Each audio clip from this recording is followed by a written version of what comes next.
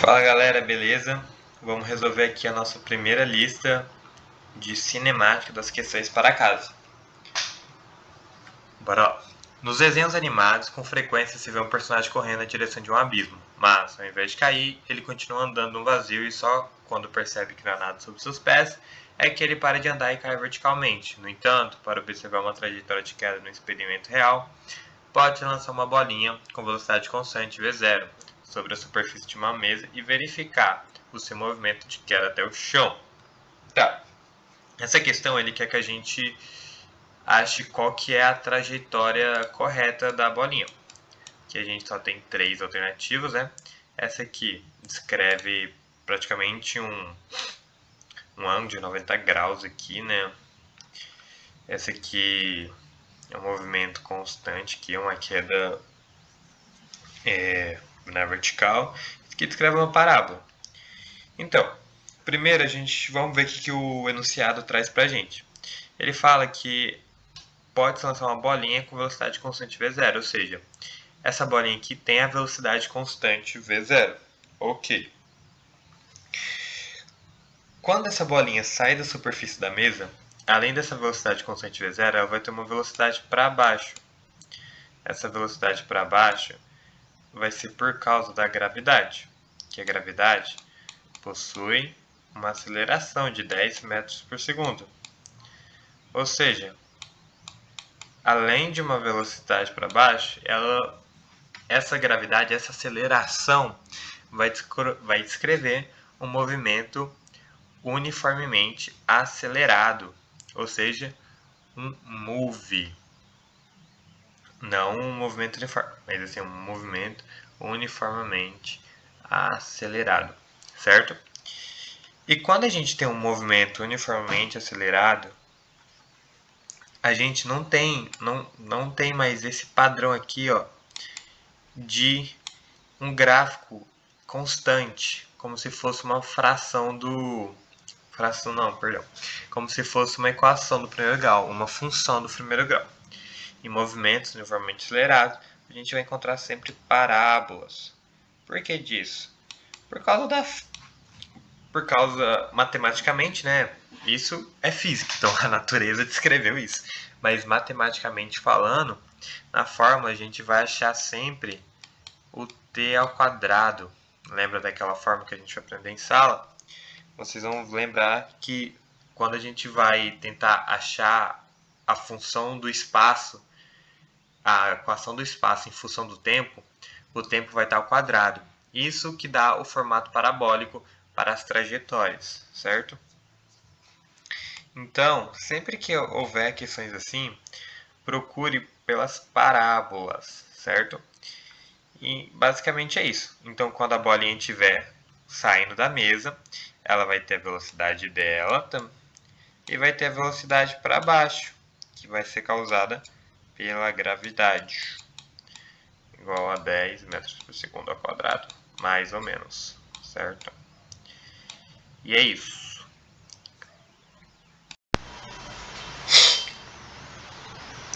Vamos resolver agora o exercício 2 da lista de exercícios para casa. Você foi contratado para sincronizar os 4 semáforos de uma avenida, indicado pelas letras O, A, B e C conforme a figura. Os semáforos estão separados por uma distância de 500 metros. Segundo os dados estatísticos da Companhia Controladora de Trânsito, um veículo que está inicialmente parado no semáforo O tipicamente parte com aceleração constante de 1 metro por segundo até atingir a velocidade de 72 km por hora, e a partir daí prossegue com velocidade constante. Você deve ajustar os semáforos A, B e C de modo que eles mudem para a cor verde quando o veículo estiver a 100 metros de cruzá-los, para que ele não tenha que reduzir a velocidade em nenhum momento. Considerando essas condições, aproximadamente quanto tempo depois da abertura do semáforo O, os semáforos A, B e C devem abrir respectivamente. Tá. Qual que é o cerne desse exercício? O que ele quer que a gente ache? Ele quer que a gente ache o tempo necessário que os semáforos A, B e C devem abrir depois que o semáforo O abrir. A gente vai achar esse tempo por parte.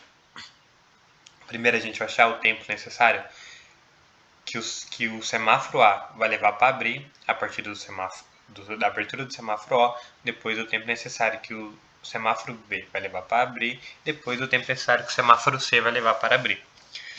Uma peculiaridade desse exercício é que o carro, o veículo, parte do repouso, ou seja, a velocidade inicial é zero, e atinge 72 km por hora. Depois ele vai manter essa velocidade até passar o semáforo C, ele não vai aumentar. Então, a gente tem que achar, primeiramente, quanto tempo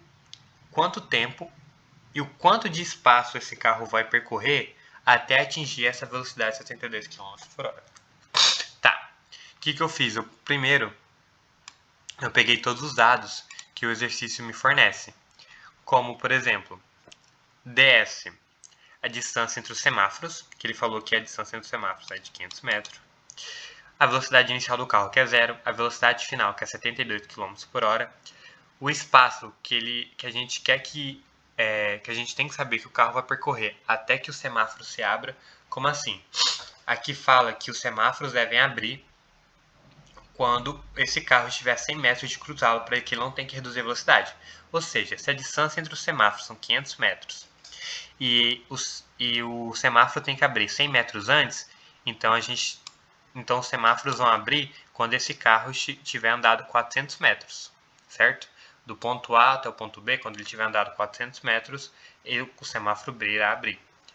Ou o semáforo A, do ponto A até o ponto A. O tempo para que o semáforo A abra, a gente quer descobrir, e a aceleração, que é 1. Tá. Primeiramente, como eu disse, a gente tem que descobrir o tempo e a distância que esse carro vai fazer até chegar à sua velocidade final de 72 km por hora. Porém, como a aceleração é em metros por segundo, a gente tem que trabalhar também em metros por segundo. E a velocidade é 100 km por hora. Então, o que eu fiz? Eu primeiro peguei essa velocidade e transformei para metros por segundo. Como que eu faço isso? Eu divido o 72 por 3,6. Essa conta vai dar 20 metros por segundo. Ok, achei a velocidade final. Então, como eu quero achar o tempo que esse carro vai levar para atingir a velocidade de 20 metros por segundo, eu vou usar na fórmula do V-Volt, que é velocidade final igual a velocidade inicial mais A vezes T. A velocidade final eu sei que é 20, o exercício deu e a gente transformou para metros por segundo. A velocidade inicial fala que o carro parte do repouso, ou seja, ela é zero. O tempo que a gente quer descobrir e a aceleração é 1. Fazendo as contas, 20 é igual a 0 mais 1 vezes T. Então, vai sobrar T igual a 20 segundos. Ou seja, o carro vai levar 20 segundos para atingir a velocidade de 20 metros por segundo. O que é lógico, já que a aceleração é igual a 1 metro por segundo ao quadrado. Ou seja, a cada 1 segundo, a aceleração aumenta em 1 metro por segundo. Ele vai andar 1 metro por segundo mais rápido. Tá. A gente achou quanto tempo esse carro vai levar para atingir a velocidade final. Porém, a gente tem que achar o espaço que ele percorreu até chegar nessa velocidade final, nesse tempo. Se ele leva 20 segundos para chegar à velocidade final de 20 metros por segundo, quanto espaço ele percorreu nesses 20 segundos? Então, o que a gente vai fazer? Vai jogar na fórmula da equação horária do espaço para descobrir essa distância percorrida. Ou seja, AS igual a FO mais VOT mais AT ao quadrado sobre 2, a equação horária do espaço. Substituindo as variáveis, a gente sabe que o espaço final é o que a gente quer descobrir. Quanto espaço ele percorreu, né, nesses 20 segundos. O espaço inicial é zero, porque ele está partindo do repouso ali. A velocidade inicial é zero, o tempo que a gente quer descobrir é 20. Ou seja, os 20 segundos a gente quer saber quanto espaço ele andou nesses 20 segundos, então o tempo é 20. E a aceleração é 1. Substituindo tudo isso, vai dar 200 metros. Ou seja, o carro andou em 20 segundos 200 metros. Ok. Então, a gente já andou 200 metros. Lembra que eu falei que a gente quer andar 400 metros, porque o semáforo tem que abrir quando a gente tiver 100 metros dele. Ou seja, se a distância entre os semáforos são 500 e ele tem que abrir quando a gente tiver 100 metros dele, a gente tem que andar 400 metros. Se a gente já andou 200, a gente tem que andar mais 200. E a partir de agora não tem mais aceleração, porque o exercício fala que quando chega à velocidade final, a aceleração vai ser constante, ou seja, ela não vai aumentar nem diminuir, a velocidade vai se manter. Então a gente passa de um movimento retilíneo uniformemente variado para um movimento uniforme. E a gente só tem uma forma do movimento uniforme, que é a SO, a S é igual a SO vezes VT. É essa forma aqui, ó. Tá. Então a gente quer saber... Então a gente está na posição 200, a gente andou 200 metros e quer chegar na posição 400, substituindo na fórmula a posição final que a gente quer, 400, a posição inicial, 200, a velocidade que a gente tem e o tempo.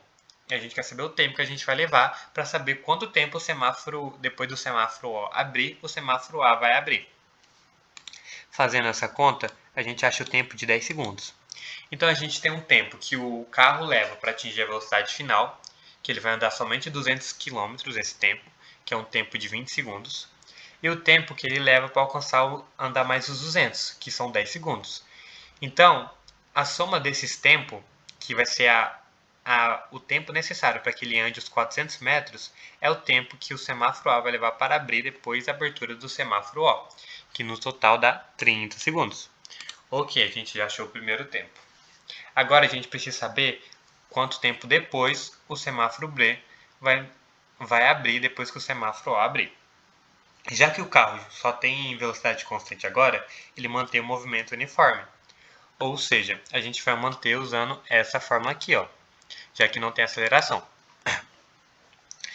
Então, se a gente for pegar num gráfico, a gente percebe que o semáforo A vai abrir nesse ponto, a 100 metros dele, como está escrito no exercício. Então, para o carro chegar ao semáforo B, a 100 metros do semáforo B, onde o semáforo B deve abrir, ele vai andar os 100 metros que falta para chegar ao semáforo A, mais os 400 metros do semáforo A até 100 metros antes do semáforo B. Isso vai dar uma distância total de 500 metros. Ou seja, a gente precisa descobrir então quanto tempo esse carro vai levar para andar os 500 metros. Por que a gente está pegando desse referencial aqui, ó, 100 metros antes do semáforo A? Porque foi da onde a gente parou de contar, certo? A gente falou que quando esse carro chegar a 400 metros, ou seja, 100 metros do semáforo A, o semáforo A vai se abrir. Tá, então a gente calculou o tempo para ele chegar até aí. Agora a gente vai calcular o tempo para ele chegar até 400 metros ou 100 metros antes do semáforo B, partindo do ponto de onde ele parou. Então 100 metros de antes do semáforo A, mais 400 metros até 100 metros antes do semáforo B, vai dar 500 metros. Então, o nosso ΔS é igual a 500 metros. Fazendo isso, a gente já pode substituir esse SO, S menos SO, que o ΔS, como a gente viu em aula, não é S menos SO.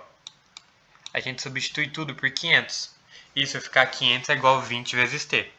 Fazendo a conta, 500 dividido por 20, porque o 20 vai passar para lá dividindo, já que ele está multiplicando o T, vai ficar 25 segundos. Ou seja, o carro levou 25 segundos para andar 500 metros. No entanto, o exercício pergunta qual é o tempo necessário para que o semáforo B abra depois que o semáforo O se abriu. A gente tem que lembrar que já se passaram 30 segundos, que foi quando o semáforo A abriu. Só depois de 25 segundos da abertura do semáforo A que o semáforo B se abriu. Ou seja, para a gente saber o tempo que o semáforo B leva para abrir depois da abertura do semáforo O, a gente tem que somar 25, que é o tempo que o semáforo B se abriu depois da abertura do semáforo A, e o tempo que o semáforo A levou para abrir depois da abertura do semáforo O. Isso vai dar 55. Dessa forma, a gente já consegue matar nosso exercício, porque a gente já tem dois valores, ok? O primeiro tempo que a gente achou foi 30, o segundo 55, e se a gente calculasse o tempo que o semáforo C levaria para abrir, seria 80. Então, letra D. Olá pessoal, bora para a nossa terceira questão aqui das questões para casa. Em um dia de calor intenso, dois colegas estão a brincar com a água da mangueira. Um deles quer saber até que altura o jato de água alcança a partir da saída da água, quando a mangueira está posicionada totalmente na direção vertical. O outro colega propõe então o seguinte experimento: Eles posicionaram a saída de água da mangueira na direção horizontal, 1 metro de altura em relação ao chão, e então mediram a distância horizontal entre a mangueira e o local onde a água atinge o chão. A medida dessa distância foi de 3 metros, e a partir disso eles calcularam o alcance vertical do jato de água, considera a aceleração da gravidade de 10 metros por segundo. Então, bora lá.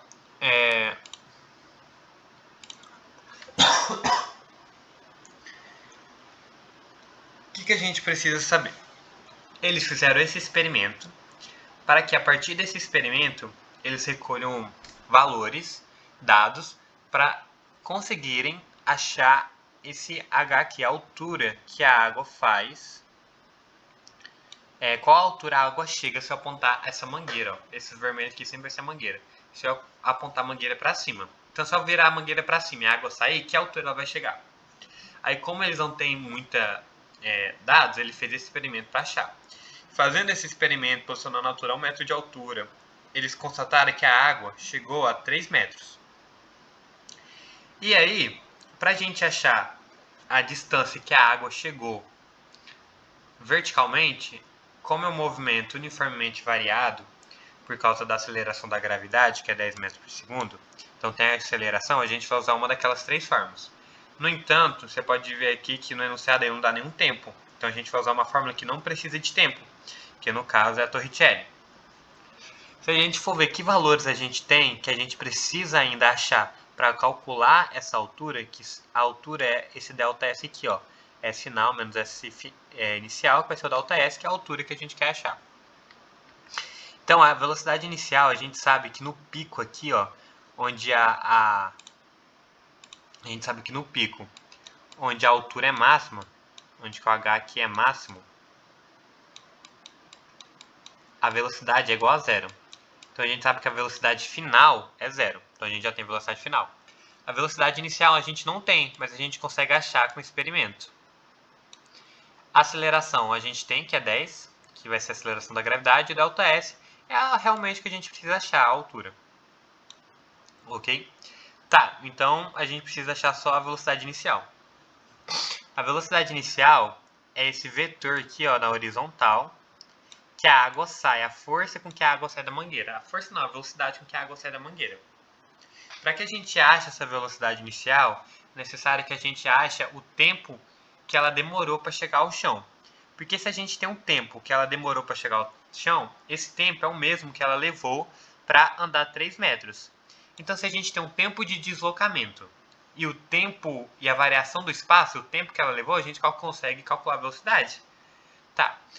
2 pontos importantes. É necessário lembrar que a velocidade ela é constante. Ela não é aqui, quando ela sai da mangueira, ela não tem uma aceleração, então a velocidade é constante, é um movimento uniforme. Porém, quando ela sai da mangueira, ela começa a ter uma velocidade para baixo por causa da força da aceleração, que vai jogar água para baixo, faz esse movimento aqui, ó.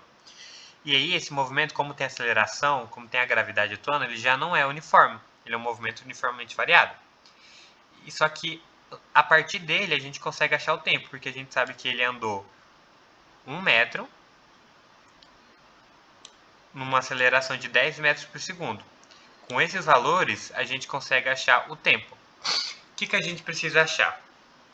A gente precisa achar um tempo. Se a gente precisa achar o tempo em um movimento uniformemente variado, a gente não pode usar a Torricelli porque ela não tem tempo. Ok. Então, a gente tem um espaço, a gente não tem velocidade. Se a gente tem um espaço e não tem velocidade, a gente tem que usar a equação horária do espaço, que é essa aqui. Que é essa aqui. Certo. Substituindo os valores que a gente tem, a gente sabe que o espaço final é 1, certo? Porque olha aqui, ó, o deslocamento que houve foi 1. O deslocamento inicial, o espaço inicial é 0, porque saiu aqui e andou 1 metro, certo? A velocidade inicial é 0, porque a água só começou a cair quando ela saiu da mangueira, ou seja, ela estava parada e começou a sofrer a ação da gravidade e começou a criar uma velocidade. Mas a velocidade para baixo, quando ela estava dentro da mangueira, era 0, então a velocidade inicial é 0. O tempo é o que a gente quer achar, a gravidade é 10, que dá aqui no enunciado, dividido por 2. Fazendo todas essa forma aqui, ó, 1 é igual a 10 sobre t, tal, tal, a gente acha que o tempo é igual a 1, é raiz de 1 sobre 5. Ok. Se a gente já achou o tempo, a gente consegue substituir esse tempo na fórmula para achar a velocidade inicial horizontal, Vx aqui. Como o Vx é um mu, é um movimento uniforme, não tem variação, só tem uma fórmula, que é o S igual a SO vezes VT. A gente sabe que o S é 3, que é o espaço final. Aqui, ó, ele andou 3 metros. O SO é 0, que foi de onde ele saiu, de onde começou a marcar. O V é o que a gente quer achar, e o tempo a gente achou. O mesmo tempo que ele demora para cair é o tempo que ele alcança o chão. Que esse jato d'água no horizontal demorou para alcançar o chão. O tempo é o mesmo. Então a gente substitui o tempo. Então vai ficar o quê? 3 é igual a 0 mais V vezes raiz de 1 sobre 5. Se a gente fazer que 3 é igual a V vezes raiz de 1 sobre 5, a gente vai isolar o V e vai trazer o raiz de 1 sobre 5 dividindo, já que ele está multiplicando o V aqui. Então, a velocidade final, velocidade inicial x no eixo x é igual a 3 dividido por 1 raiz de 5. Ok, a gente achou a velocidade inicial. É o que faltava para a gente calcular aqui o delta S, né? Então a gente vai jogar na fórmula de novo. Então vai, velocidade final. Eu expliquei porque que é zero, né? Porque no ponto mais alto a velocidade inicial é zero. Isso é medido por experimentos e foi declarado, então porque velocidade inicial. Qual que é a velocidade inicial? 3 dividido por raiz de 1 sobre 5. 3 dividido de raiz de 1 sobre 5. Mais 2 vezes A vezes delta S. Aqui eu não coloquei o delta porque não tem, aí ficaria meio estranho, mas é o delta S, a variação do espaço, que é a variação do espaço que a gente quer achar. O A eu não substituí aqui direto, mas é menos 10. Por que é menos 10? Porque a água está subindo para cima, certo? Porém, a gravidade é para baixo. Se a gente está contra a gravidade, nosso movimento é retardado. Por isso que o valor vai ser negativo. Então, se a gente fazer as contas aqui, 0 ao quadrado é igual a 0, 3 ao quadrado é igual a 9, e raiz de 1 sobre 5 ao quadrado é 1 sobre 5. A raiz some. Mais 2 vezes A. Jogando aqui a gravidade que a gente tinha colocado, a gente vai passar esse 9 dividido por 1 raiz sobre 5 para o outro lado, vai ficar menos 9 dividido por 1 sobre 5, igual a menos 20. S. Como os dois são negativos, eu posso multiplicar os dois lados por menos 1 e vai ficar positivo. Tá, eu vou deixar o S sozinho e vou passar o 20 para o outro lado, dividindo, já que ele está multiplicando o S. Então vai ficar 9 dividido por 1 sobre 5, dividido também por 20. No caso, o 20 está multiplicando 1 sobre 5, porque ele está dividindo, né? Todos aqui estão dividindo 9. E aí 20, mas como está dividindo 9, também multiplica 1 sobre 5, que também está dividindo. 20 vezes 1 é 20. E 20 dividido por 5 é 4. Então vai ficar 9 sobre 4. 9 sobre 4 é 2,25 metros. E isso é o gabarito da nossa questão. 2,25 metros. Questão 4 agora. Ao analisar o movimento de um trem que viaja de São Paulo ao Rio de Janeiro, cerca de 400 km, o engenheiro o descreve como um ponto material. No entanto, ao calcular o tempo que esse mesmo trem com 200 metros de comprimento leva para atravessar completamente um túnel de 300 metros,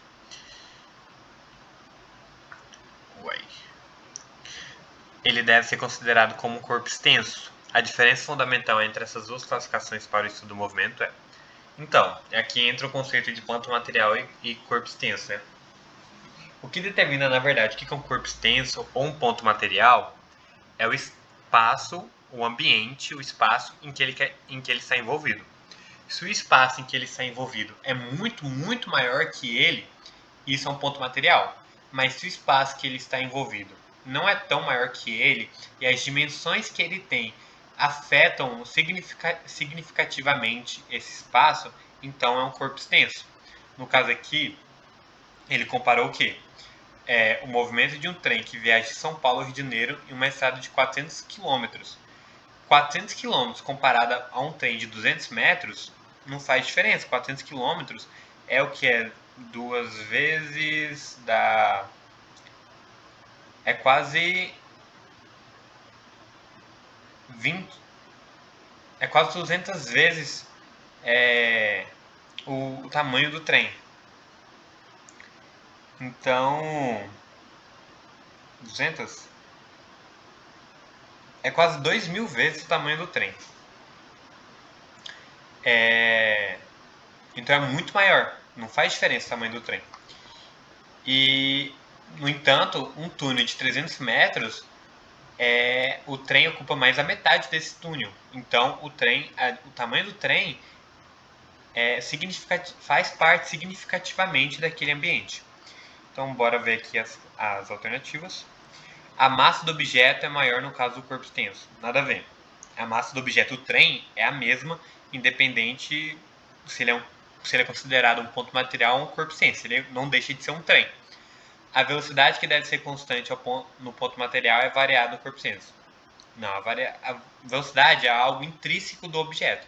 Se é constante, se é variada, depende do que esse objeto está movimentando. Não tem nada a ver.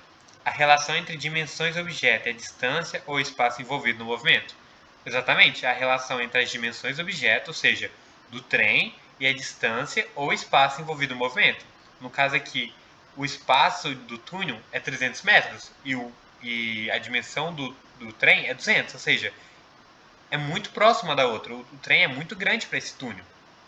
No entanto, o espaço de uma malha rodoviária de 400 km é significativamente maior do que a dimensão do trem. O gabarito aqui, letra C. Vamos continuar lendo a próxima. O referencial adotado, que deve ser obrigatoriamente inercial para o corpo extenso. Nada a ver. Referencial inercial é algo mais complexo, mas não tem nada a ver. Independente não. Isso faz muito sentido com o conceito de referencial, né? Se o nosso referencial é visto, por exemplo, da Lua, a gente vai ver o trem dentro do planeta. Então, o trem é realmente um ponto material. Mas se a gente está dentro do túnel de 200 metros, o trem é um corpo extenso. Mas não precisa ser obrigatoriamente inercial ou não inercial, enfim. A aceleração da gravidade que só atua sobre corpos extensos. Não, a gravidade é uma força que atua sobre todo o corpo que existe na face da Terra. Então, o gabarito é a letra C. Em um dia sem vento, um avião voa horizontalmente com velocidade constante. Em determinado momento, o piloto solta uma caixa de suprimentos. Desprezando a resistência do ar, um observador em repouso no solo verá a caixa descrever uma trajetória parabólica, enquanto o piloto, olhando para baixo, verá a caixa cair em uma trajetória retilínea vertical. Essa diferença na percepção da trajetória ocorre por quê? Então, gente, essa diferença na percepção da trajetória ocorre por causa da diferença de referencial. O garoto que está no chão e vê essa caixa de suprimentos caindo, ele vê essa caixa, ele está parado, né? E essa caixa está em movimento. Então ele vê, além dela estar caindo para baixo, ela foi lançada de um avião que está em movimento horizontal. Então por isso que vai descrever essa trajetória parabólica. No entanto, quando o piloto também está na mesma velocidade da caixa. Se o piloto está na mesma velocidade da caixa, à medida que a caixa se movimenta para frente, o piloto também está se movimentando para frente. Ou seja, é como se a caixa estivesse caindo só para baixo. Porque ele não vê que a caixa está movimentando para frente dele, porque ele está movimentando junto. Então é como se a caixa estivesse caindo só para baixo. Certo? Então vamos lá. A gravidade atua de forma diferente para quem está em movimento. Não, a gravidade atua de forma igual. A trajetória é uma grandeza física absoluta e o piloto está sob uma ilusão de ótica. Não. A caixa perde velocidade horizontal assim que é solta do avião. É verdade, a caixa perde velocidade horizontal. Na verdade não, porque desprezando a resistência do ar. Se não tem resistência do ar, ela não perde a velocidade horizontal. Mas se tivesse a resistência do ar, ela perde velocidade horizontal. A forma da trajetória depende do referencial adotado pelo observador. Exatamente, é o que eu falei, né? Depende do referencial. A forma da trajetória depende do referencial adotado pelo observador. Se o piloto que está na mesma velocidade da caixa, ele vai ver, e visto ainda de uma vista de cima, ou seja, ele só vê a caixa caindo para baixo. Mas se uma pessoa está numa montanha olhando o avião, soltando essa caixa, em um referencial totalmente diferente, ele está parado, então ele vai ver esse movimento parabólico da caixa. Então é letra D aqui. O movimento da caixa é circular, uniforme para o observador do solo. Não é parabólico, como disse no enunciado. Então, a alternativa aqui é letra D. A forma da trajetória depende do referencial adotado pelo observador.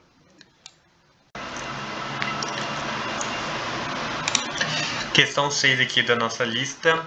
O motorista deseja realizar uma viagem de 120 km, ele percorre os primeiros 60 km com uma velocidade média de 60 km por hora. Por causa de obras na pista, ele é obrigado a percorrer os 60 km restantes com uma velocidade média de 40 km por hora. A velocidade média para o percurso total de 120 km é de... Ok, muita gente pode achar que para resolver essa questão a gente faz a média das duas velocidades que ele usou, né? No caso aqui, ele usou uma velocidade de 60 km por hora nos primeiros 60 km e uma velocidade de 40 km por hora em uma distância de 60 km.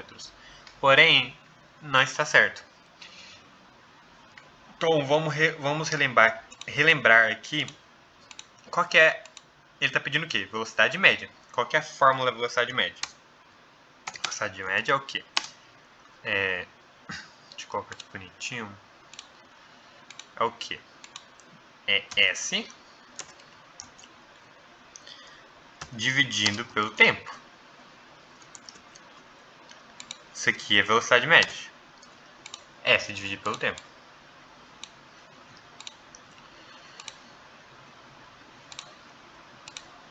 Ok. Então, a gente sabe que o S é 120. A velocidade média é o que a gente quer encontrar, a gente precisa saber o tempo. Então, o tempo tem que ser o tempo total que ele gastou para fazer todo esse percurso. Como que a gente vai achar esse tempo total? Se a gente sabe que ele fez 60 km por hora, 60 km em 60 km por hora, ou seja, a gente tem a velocidade e a distância. Então a gente consegue, através disso, descobrir o tempo. Porque o exercício fala assim, ele percorre os primeiros 60 km com uma velocidade média de 60 km por hora. Então o que a gente faz? A gente só joga aqui de novo na fórmula da velocidade média para achar o primeiro tempo. O tempo que ele fez na primeira parte do percurso. Quer ver? Vou desenhar aqui para ficar mais didático. Então a gente tem esse percurso aqui. Se a gente dividir esse percurso aqui... Na verdade, esse aqui era melhor. Aqui. Deixa eu apagar isso aqui. Desenha. Tá. A gente tem esse percurso aqui. Desse lado aqui, a gente tem 60 km. E desse lado aqui, a gente tem 60 km. Então, se a gente descobrir qual foi o tempo utilizado para percorrer essa parte do percurso T1, mais o tempo de T2, a gente sabe o tempo final. Se a gente sabe o tempo final, a gente tem a distância total, que é 120. A gente só joga aqui o tempo final, dividido pela a distância total dividido pelo tempo final, e a gente vai achar o que? A velocidade média total do percurso, certo? Então, a gente só precisa achar agora, a primeira coisa que a gente pode fazer é achar T1 e T2. Então vamos lá. Para achar T1, como os dois movimentos foram velocidades médias, a gente faz o quê? A gente sabe que a velocidade média no percurso 1 foi de 60. Ok.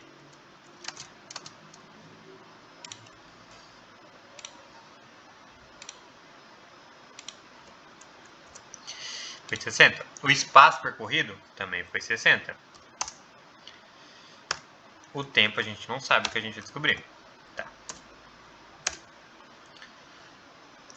Se a gente passar o t pro outro lado... Será que não tem um atalho para fazer isso aqui?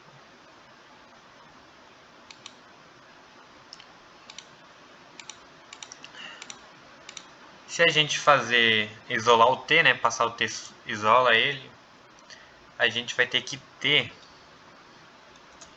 vezes 60 é igual a 60. Aí, a gente faz o que de novo? A gente passa o 60 de um lado dividindo para deixar o t sozinho.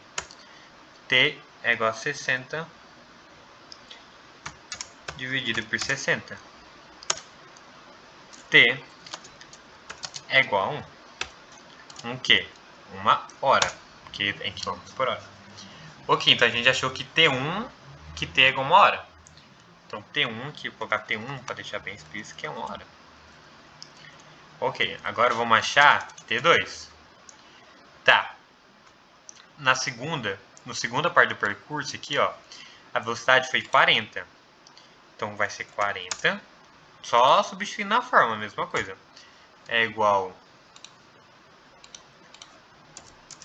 40 é igual a o mesmo trajeto, né, mesma distância, que é 60 km, porque dividiu o trajeto em dois, 120 em 2, 60 para cada.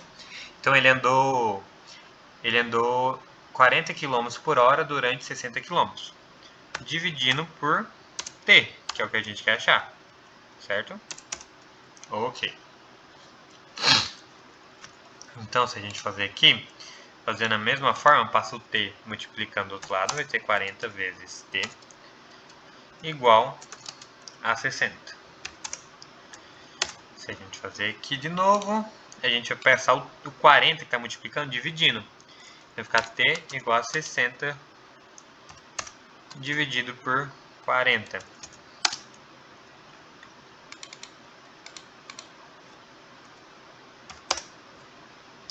Sessenta dividido por 40 é igual a 40 vezes 1, 40. Vai sobrar 20. Coloca uma vírgula 200, vai dar 1,5. 1,5 horas, ou seja, 1 hora e meia. Então, o que a gente vai fazer para calcular a velocidade média final? A gente sabe que o tempo total, vou colocar aqui o tempo total é o que? É 1 hora, é igual a 1 hora mais 1,5 horas. O que é mais? E isso vai ser igual a 2,5 horas.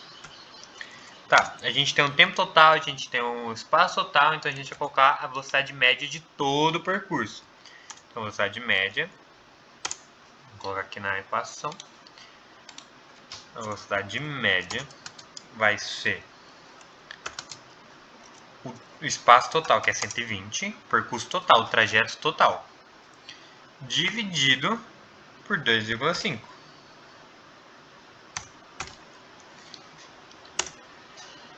Então, velocidade média, essa conta aqui vai dar o quê?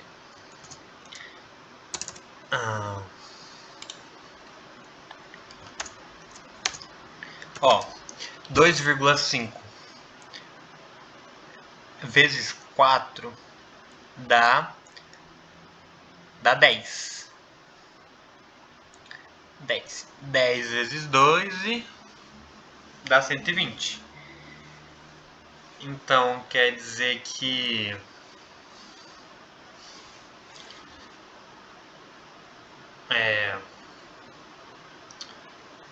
vezes 40 vai dar 100.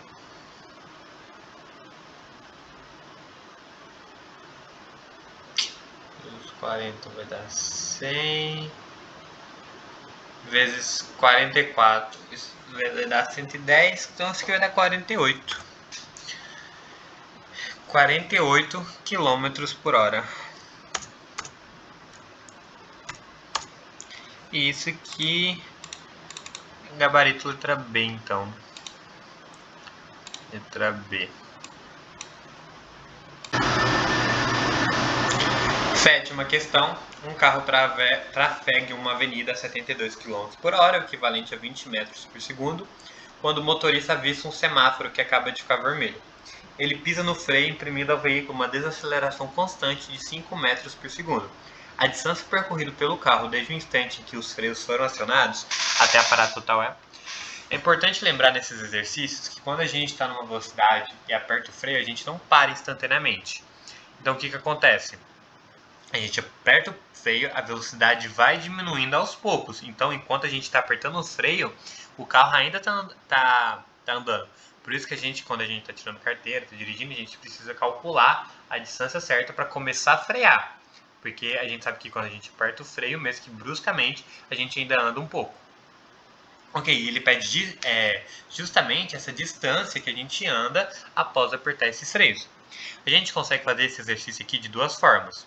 A gente consegue, primeiro, achar a velocidade, achar o tempo que ele levou desde a velocidade que ele estava para chegar à velocidade zero, através como é um movimento, como tem aceleração, um movimento uniformemente variado. Então o que a gente usaria? A gente usaria essa fórmula aqui, ó, V é igual a VO mais AT, para achar, como a gente sabe que a velocidade final é 0, a velocidade inicial é 20, a aceleração é 5, a gente conseguiria achar o tempo que o carro levou para chegar à velocidade 0. E a partir desse tempo, aí, como o tempo é o mesmo, a gente conseguiria achar a partir dessa fórmula aqui,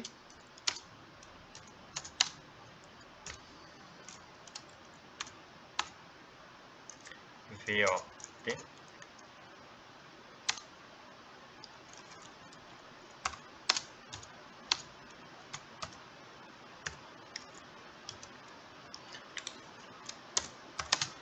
a gente conseguiria achar a partir dessa fórmula aqui, com o tempo que a gente achou na primeira, o espaço que o carro levou. Então a gente teria que usar duas fórmulas, certo?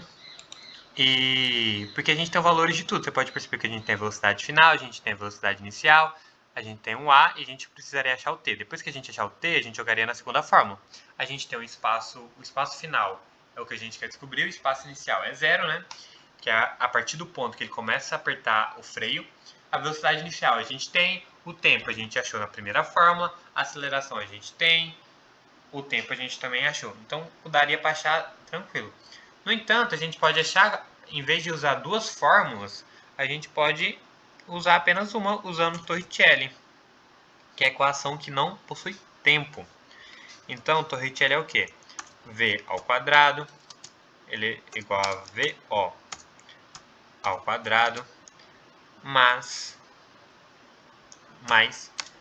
2A delta S. Como eu não tenho delta, como eu disse, eu vou colocar aqui só um S, mas é delta S, sobre a variação do espaço. E aí, a gente consegue, através dessa fórmula, achar só substituindo as variáveis, sem usar as outras equações. Então, vamos fazer isso. Então, aqui, substituindo nessa última fórmula aqui, a gente vai fazer o quê? Aqui, a gente vai vir aqui, vou aumentar um pouquinho. Ok? Então, a gente vai fazer o V ao quadrado. V ao quadrado é a velocidade final. A velocidade final que a gente deseja é quando o carro para. Então, a velocidade final tem que ser 0. Ok. 0 ao quadrado é 0, então eu já vou deixar assim. O V ao quadrado. Como a aceleração está em metros por segundo, a gente vai usar o 20. Então, 20 elevado ao quadrado. Mais 2. O A. O A é 5 metros por segundo. Como é uma desaceleração, ele vai ser negativo. Então, vai ser, entre parênteses, menos 5. E o S é o que a gente quer achar, o espaço que ele andou. Então a gente vai trazer esse 20 ao quadrado para o outro lado, vai ficar menos 20 ao quadrado.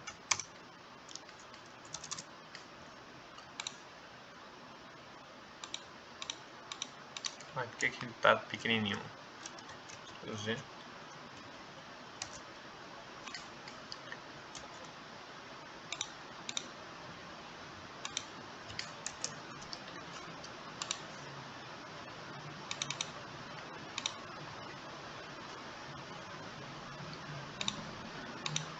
Então a gente pegar menos 20 ao quadrado.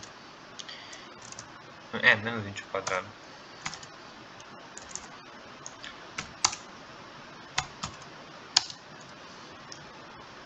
Igual a 2 vezes 5. 2 vezes menos 5 é igual a menos 10, né? Menos 10 vezes S, menos 10S. Ok.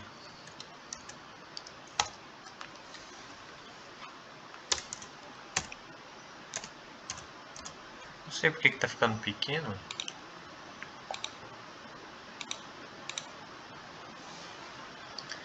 Então, como os dois lados estão negativos, a gente pode multiplicar os dois lados por menos 1 e vai ficar positivo. Então, 20 ao quadrado é igual a 400. Igual a 10S.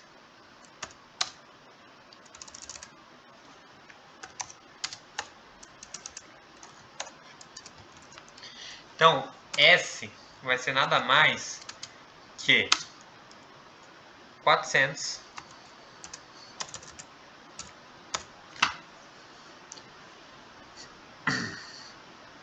nada mais que S não vai ser nada mais que 400 dividido por 10. Ou seja, S que é igual a 40, né? Então ele andou 40 metros enquanto para parar. A partir do ponto que ele pisou no freio, ele ainda andou 40 metros para frente. Gabarito, vamos ver aqui. 20, 40 metros, letra B. Resolvendo aqui a questão 8 de nossa lista. Dois trens A e B, de 100 metros de comprimento cada, movem-se em trilhos paralelos no mesmo sentido. O trem A viaja a 30 metros por segundo e o trem B a 20 metros por segundo.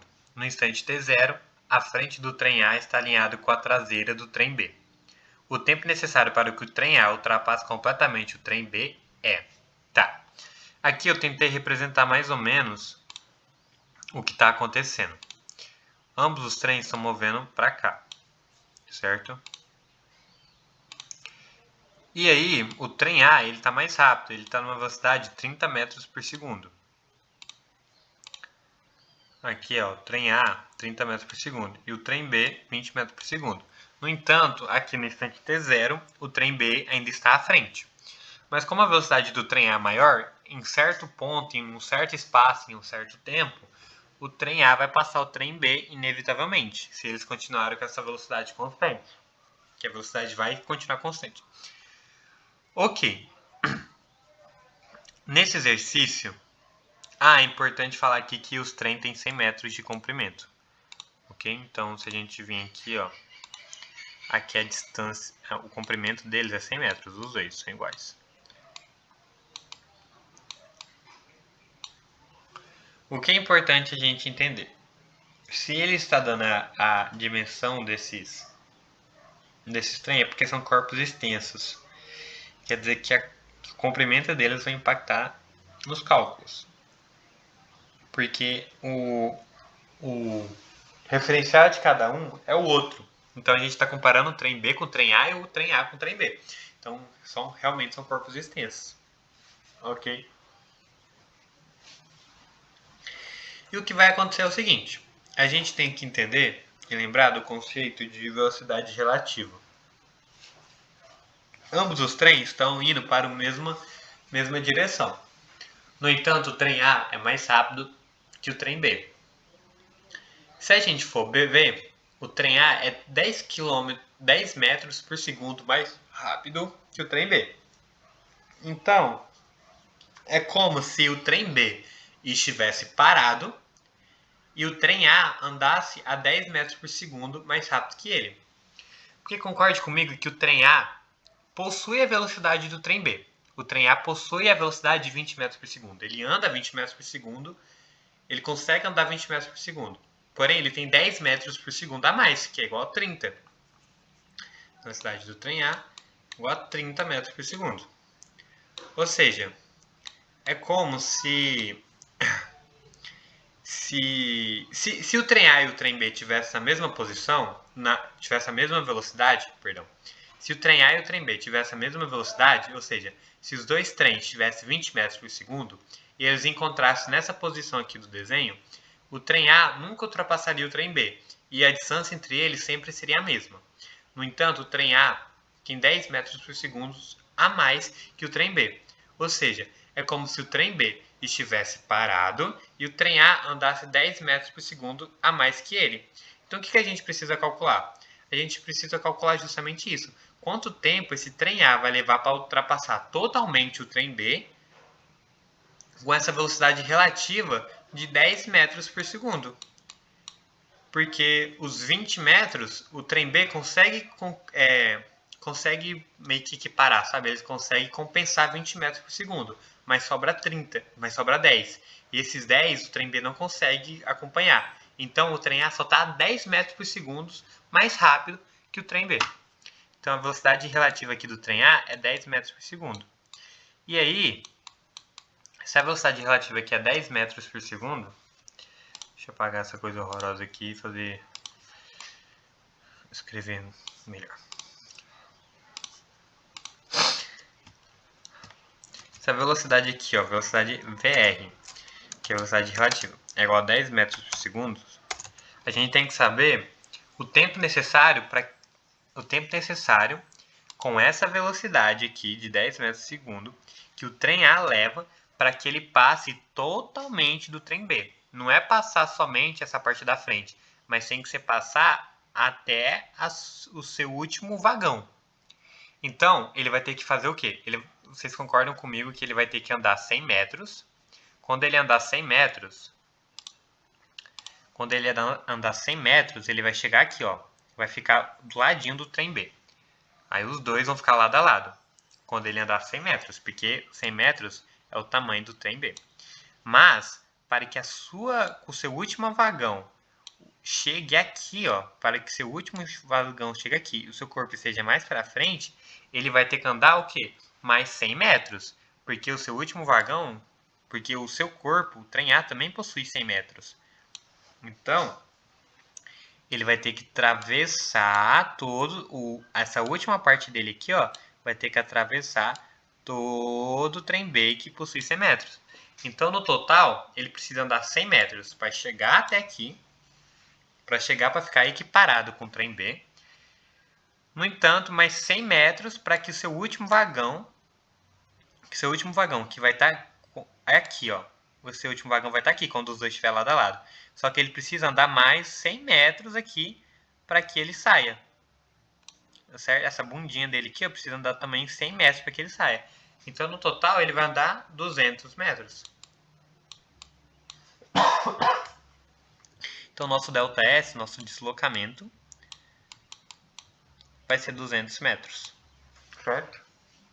Então, se a gente tem um deslocamento, se a gente tem um ΔS, a gente tem a velocidade, então a gente consegue achar o tempo. Como que a gente consegue achar o tempo? Isso aqui é um movimento, ó, move entre paralelas viagem de 30 metros, 1 centavo.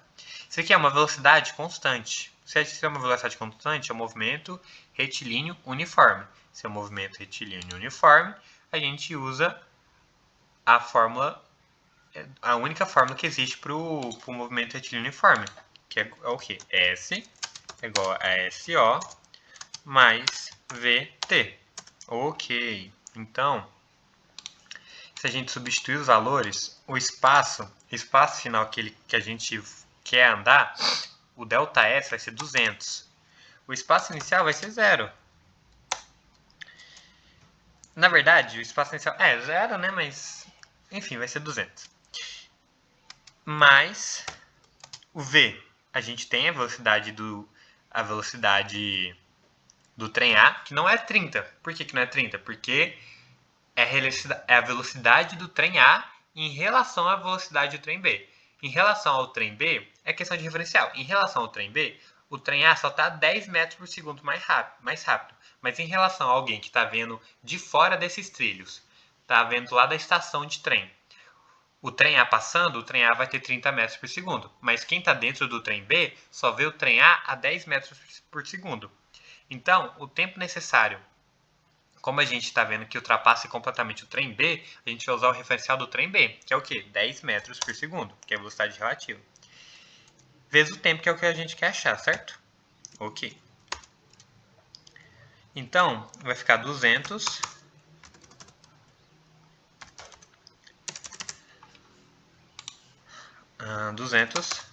ou A.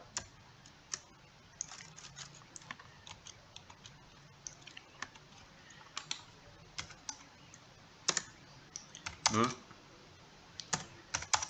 200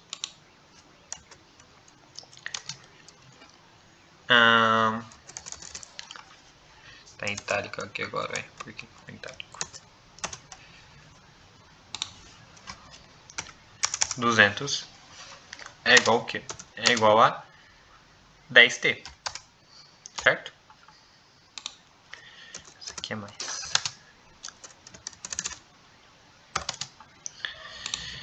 Se eu isolar o t, vou isolar o t aqui de um lado.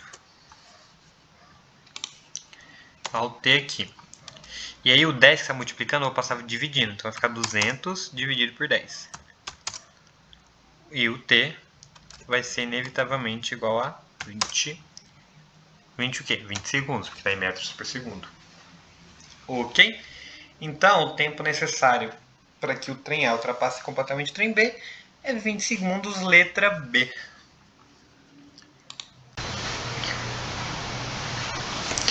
Questão 9 da nossa lista. No lançamento oblíquo de um projétil, a velocidade inicial v0 pode ser decomposta em duas componentes, vx horizontal e vy vertical. Ignorando a resistência do ar, o movimento do projétil pode ser analisado como a composição de dois movimentos independentes. Sobre esses movimentos, é correto afirmar que ambos os movimentos, horizontal e vertical, são uniformemente variados? Não. O que a gente viu, né? No lançamento oblíquo, o movimento Vx, que é a componente horizontal, que diz aqui no enunciado, ele é um movimento retilíneo uniforme. O Vy, somente o Vy, é uniformemente variado. Por quê? Porque ele sofre a ação da gravidade. Ele sofre a ação da gravidade subindo, ele sofre a ação da gravidade caindo. Então, não. O movimento horizontal é uniforme, sim. E o vertical é uniformemente variado? Sim. Letra B. A velocidade horizontal diminui até o ponto mais alto, a velocidade horizontal, ou seja, o eixo Vy, não, Vx, diminui até o ponto mais alto e depois aumenta. Não, isso acontece com a velocidade vertical. A velocidade horizontal é constante. A velocidade horizontal sempre vai ser constante, tanto no lançamento horizontal, tanto no lançamento oblíquo. A aceleração do projétil é nula no ponto de altura máxima.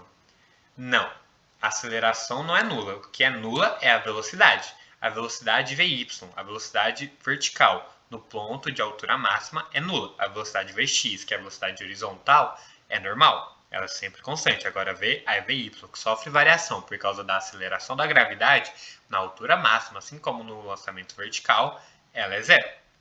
O alcance máximo depende apenas do componente vertical da velocidade. Não, o alcance depende muito do componente horizontal, porque dependendo da velocidade inicial horizontal, o alcance vai ser determinado e depende do ângulo, sendo o ângulo de 45 graus, onde se alcança o maior alcance.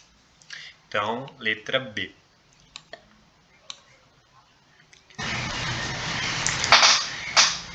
Uma bicicleta possui uma coroa ligada aos pedais, conectada a uma catraca, ligada à roda traseira, por meio de uma corrente. A coroa tem um raio maior que a catraca.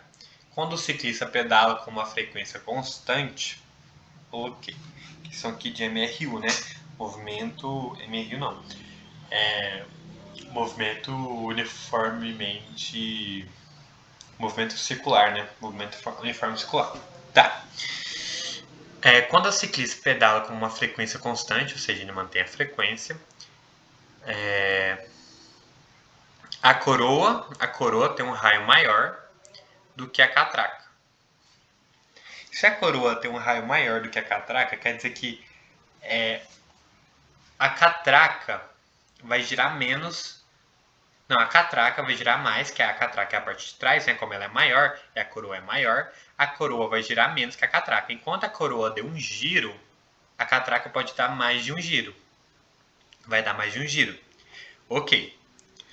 Então vamos lá. A velocidade linear da corrente é diferente na coroa e na catraca. Não, a velocidade linear na corrente é igual. Porque a corrente está ligada inteira. Dependente de onde ela estiver, ela vai estar girando igual. A coroa e a catraca possuem a mesma velocidade angular.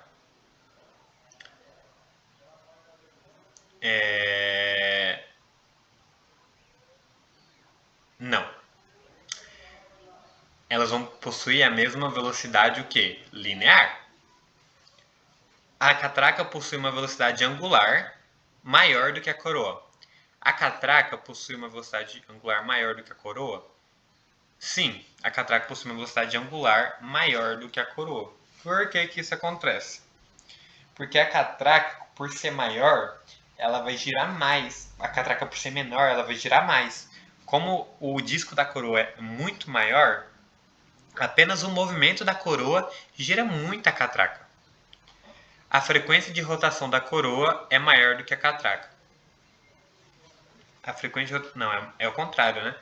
A catraca vai girar muito mais do que a coroa. Ambos possuem o mesmo período de rotação. Não. Como a coroa é menor, o período dela. Como a coroa é maior, o período dela vai ser maior. E como a coroa é menor, dependendo da velocidade, né? O período dela vai ser menor também. Então. Letra C, né?